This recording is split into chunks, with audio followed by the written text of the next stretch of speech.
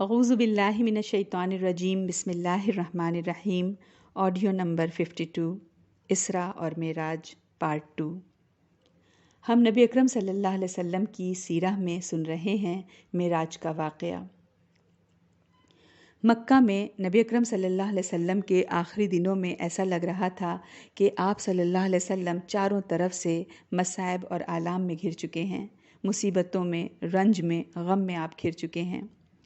قانون قدرت کا یہ ہے کہ جب اندھیرا اپنی شدت کو پہنچ جاتا ہے تو پھر اس کے بعد روشنی پھوٹتی ہے، جیسے ہم کہتے ہیں نا کہ the darkest hour is just before dawn. مشکلات اور مصائب جب اپنی انتہا کو پہنچتے ہیں تو پھر معاملات میں آسانی آنا شروع ہو جاتی ہے۔ تو ہم یوں سمجھیں کہ جیسے یہ راک باٹم تھا اسلام کا، اس کے بعد مزید کسی اور مشکل کی گنجائش نہیں بچی تھی، اور انہی حالات سے آنے والے عروج کا آغاز ہوا، اور اس آنے والے عروج کی پہلی کرن واقعہ معراج کی شکل میں پیش آئی۔ معراج کا واقعہ بہت سارے صحابہ سے مروی ہے، تقریباً 25 یا 28 صحابہ سے مروی ہے۔ معراج کا مطلب ہوتا ہے سیڑھیاں، عروج، بلندی پر جانا، اوپر چڑھنا۔ اگر کوئی معراج کا انکار کرتا ہے، کہتا ہے میں نہیں مانتا، تو علماء کہتے ہیں کہ اس پر پھر کفر کا بھی فتویٰ لگ سکتا ہے، یعنی کہ اتنا سنجیدہ معاملہ ہے معراج کا انکار۔ اس کا انکار صرف وہی کرتے ہیں جو تمام احادیث کا انکار کرتے ہیں، اس کے علاوہ کوئی ایسا نہیں جو کہ معراج کا انکار کرتا ہو۔ سب مانتے ہیں کہ سیرت میں ایسا واقعہ ضرور ہوا تھا۔ ہاں، جہاں تک تفصیلات کا تعلق ہے، اس میں روایات الگ الگ ہیں، اور یہ بات سمجھ میں اس لیے آتی ہے کہ اتنے سارے لوگوں نے یہ واقعہ سنا، اور دوسرے یہ کہ یہ واقعہ لمبا بہت ہے۔ ہر شخص نے اپنے ذوق، اپنے مزاج کے حساب سے اس واقعے کا کوئی نہ کوئی حصہ بیان کیا۔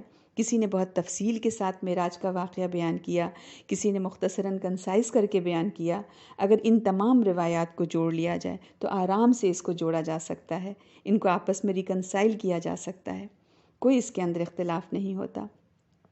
چند باتیں ایسی ہیں، چند نقاط، کچھ پوائنٹس یا اختلافات ایسے ہیں جو irreconcilable ہیں، یعنی ان کی تطبیق نہیں کی جا سکتی، ان کو آپس میں جوڑا نہیں جا سکتا۔ مثال کے طور پر کہیں بیان کیا گیا کہ سفر معراج مقام حطیم سے شروع ہوا۔ حطیم مطلب وہ حصہ ہے جو خانہ کعبہ کے اندر شامل تھا، لیکن جب مکے والوں نے خانہ کعبہ کی دوبارہ سے تعمیر کی تو مٹیریل کم ہونے کی وجہ سے انہوں نے ایک حصہ خانہ کعبہ کا پھر کھلا چھوڑ دیا، جس کے گرد ہم گول دیوار سی دیکھتے ہیں۔ طواف کرنے میں بھی جب لوگ گزرتے ہیں تو حطیم کے باہر سے گزرتے ہیں، اگر حطیم کے اندر سے گزریں تو طواف ادھورا، نامکمل ہوتا ہے۔ تو کچھ روایت میں آتا ہے کہ آپ کا سفر جو ہے معراج کا وہ حطیم سے شروع ہوا، اور دوسری روایت میں بیان ہوتا ہے کہ اس کا آغاز، اس کی جو شروعات ہوئی وہ ام ہانی رضی اللہ عنہ کے گھر سے ہوئی۔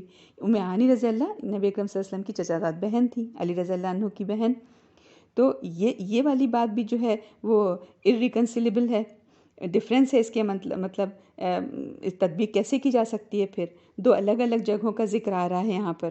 اسی طرح سے کچھ روایت سے پتہ چلتا ہے کہ جاگنے میں آپ کو معراج ہوئی، یعنی سفر معراج جاگنے کی حالت میں ہوا، اور کچھ روایت کے آخر میں الفاظ آتے ہیں ثم استيقظت، کہ پھر میں جاگ گیا۔ تو اس سے اندازہ یہ ہوتا ہے کہ یہ سارا واقعہ خواب اور نیند کی حالت میں ہوا۔ اب یہ بھی ایسا اختلاف ہے جس کی تطبیق نہیں کی جا سکتی، یا جاگنے میں معراج ہوئی یا خواب کی حالت میں ہوئی۔ تو یہ جو واقعات ہیں جن کی تطبیق نہیں کی جا سکتی ہے، علماء نے اس کے بارے میں بھی غور کیا ہے، اور انہوں نے بہت عمدہ اس کی تعویل کی ہے، اور وہ تعویل یہ ہے کہ واقعہ معراج صرف ایک دفعہ نہیں ہوا، واقعہ معراج کم از کم منیمم 2 دفعہ ہوا ہے۔ 2 دفعہ نبی اکرم صلی اللہ علیہ وسلم کو معراج کی سعادت حاصل ہوئی ہے، اور یہ 2 الگ الگ ٹائم پیریڈز ہیں، 2 الگ الگ اوقات میں آپ کو معراج کی سعادت ملی۔ جہاں تک خواب والی معراج کا تعلق ہے، اس کے بارے میں علماء کا خیال ہے کہ یہ نبوت کے شروع کے دور میں ہوئی، یعنی 2 نبوی دور تھا یا 3 نبوی دور تھا، حالت نیند میں ہوئی تھی۔ ایسی روایات کے آخر میں آئے گا کہ پھر نبی اکرم صلی اللہ علیہ وسلم نے فرمایا کہ پھر میں جاگ گیا۔ تو وہ جو پہلی معراج ہوئی وہ نیند کی حالت میں ہوئی تھی۔ دوسرا واقعہ جو کہ انتہائی مشہور اور معروف ہے کہ یہ 11 نبوت یا 12 نبوت میں پیش آیا۔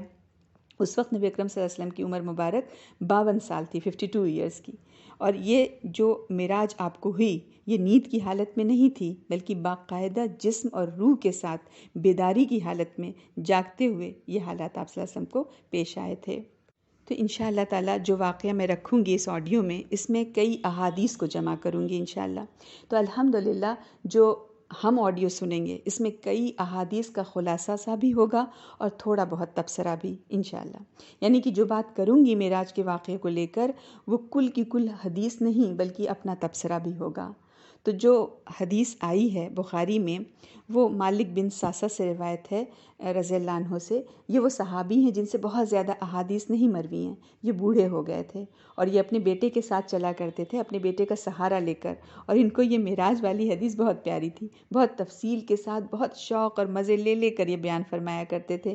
یہ روایت کرتے ہیں اور کہتے ہیں کہ نبی اکرم صلی اللہ علیہ وسلم نے خود ہمیں یہ حالات اور واقعات سنائے جو اس رات پیش آئے جس رات آپ کو لے جایا گیا، یعنی واقعہ معراج. پھر وہ کہتے ہیں کہ نبی اکرم صلی اللہ علیہ وسلم نے فرمایا کہ میں حتیم میں تھا، یا ہجر کا لفظ آپ نے ارشاد فرمایا کہ ہجر بھی حتیم کے ایک حصے کو کہتے ہیں. آپ صلی اللہ علیہ وسلم لیٹے ہوئے تھے، یعنی نبی اکرم صلی اللہ علیہ وسلم نے فرمایا میں لیٹا ہوا تھا کہ اچانک ایک آنے والا میرے پاس آیا، یعنی جبریل علیہ السلام تشریف لائے. نبی اکرم صلی اللہ علیہ وسلم نے اشارہ کر کے بتایا کہ اس نے یہاں سے یہاں تک میرا سینہ پھاڑا، چاک کیا، یعنی حلق کے گڑھے سے لے کر نیچے ناف تک، نیول تک. پھر میرا دل نکالا، پھر ایک سنہری پلیٹ یا ٹرے لائی گئی جو ایمان سے بھری ہوئی تھی، پھر اس نے میرا دل دھو دیا. ایک اور روایت میں آتا ہے کہ اسی طرح پیٹ کو بھی زمزم سے دھویا گیا، اس میں ایمان اور حکمت بھر دیے گئے. پھر میرے پاس 4 ٹانگوں کا ایک جانور لایا گیا جو خچر سے تو چھوٹا تھا لیکن گدھے سے بڑا تھا. وہ بالکل سفید تھا، اس کا نام براق تھا. اس کا نام براق مطلب روٹ لیٹر جو اس کا ہے برقاف، برق سے بنا ہے. برق کہتے ہیں بجلی کو، تو ہم یوں سمجھے کہ بجلی کی اسپیڈ سے چلنے والا جانور، یعنی اس کی رفتار بتانا کہ بہت ہی تیز رفتار جانور تھا وہ. سیرہ کی کتاب میں یہ سینٹنس اس کے ساتھ آتا ہے کہ اس کا ہر قدم اس کی حد نگاہ پر پڑتا تھا، تو یہی مطلب ہے کہ بہت تیز تھا. پھر مجھے اس پر سوار کیا گیا اور جبریل علیہ السلام میرے ساتھ چلے یہاں تک کہ وہ آسمان دنیا تک پہنچ گئے. یہ پہلا آسمان جو ہمیں نظر آتا ہے اس کا ذکر کیا گیا. تو یہ آسمان تک پہنچے، تو یہاں سے جو شروع ہو رہا ہے وہ آسمانی حصے کا سفر اب شروع ہو رہا ہے. ایک اور روایت میں آتا ہے کہ نبی اکرم صلی اللہ علیہ وسلم کو براق پر بٹھایا گیا اور آپ صلی اللہ علیہ وسلم بیت المقدس تک پہنچ گئے جس کو مسجد اقصیٰ کہا گیا ہے، یعنی قریب والی مسجد. ایک دوسری روایت میں ہے کہ نبی اکرم صلی اللہ علیہ وسلم نے فرمایا میں نے اپنی سواری یعنی براق کو اس جگہ باندھا جہاں انبیاء باندھا کرتے تھے. اس مسجد میں بہت سے لوگ جمع تھے نماز کے لیے. میں انتظار کر رہا تھا کون امامت کرائے گا. جبریل علیہ السلام نے میرا ہاتھ پکڑ کر آگے کیا، میں نے نماز پڑھائی. پھر جبریل علیہ السلام نے مجھ سے بتایا کہ میری اقتداء میں نماز ادا کرنے والے وہ تمام انبیاء ہیں جو دنیا میں مبعوث ہوئے، اور آج آپ صلی اللہ علیہ وسلم نے ان سب کی امامت کی ہے. تو الحمدللہ یہ علامت ہے کہ آپ سید الانبیاء سید المرسلین ہیں. اس کے بعد یہاں سے آسمانی سفر کا آغاز ہوا. جبریل علیہ السلام پہلے آسمان پر پہنچے تو دستک دی، نوک کیا، دروازہ کھلوانا چاہا.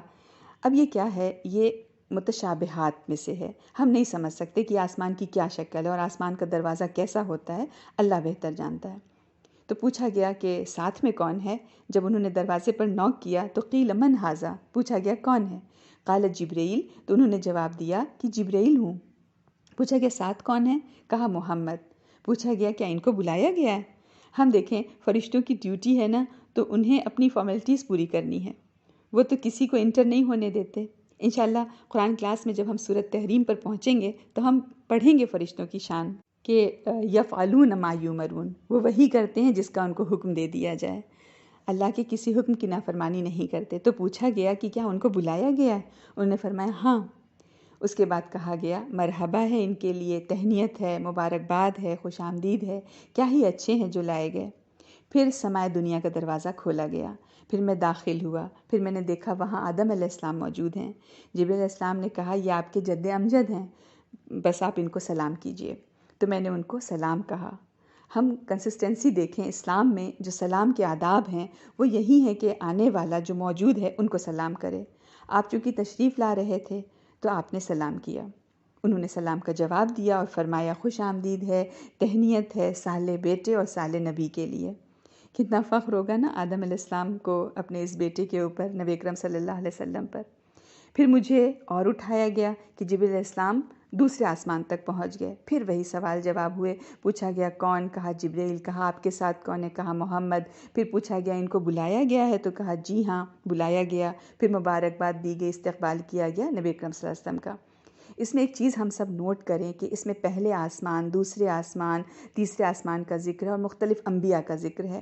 پہلے پہ کون تھا، دوسرے پہ کون تھا، تو یہ پہلے آسمان دوسرے آسمان پر موجود ہونا، کہیں اس سے ہم یہ نہ سمجھیں کہ یہ درجات کی بات کی جا رہی ہے کہ آدم علیہ السلام کا درجہ پہلے آسمان تک نعوذ باللہ اور باقی انبیاء کا درجہ دوسرے آسمان تک اور اس کے بعد پھر تیسرے آسمان تک۔ ایسی بات نہیں ہے، درجات کی بات نہیں کی جا رہی ہے کہ کس کا درجہ کس سے بلند ہے انبیاء کے اندر، بس ایک مقام بتایا جا رہا ہے کہ کس سے کہاں ملاقات ہوئی۔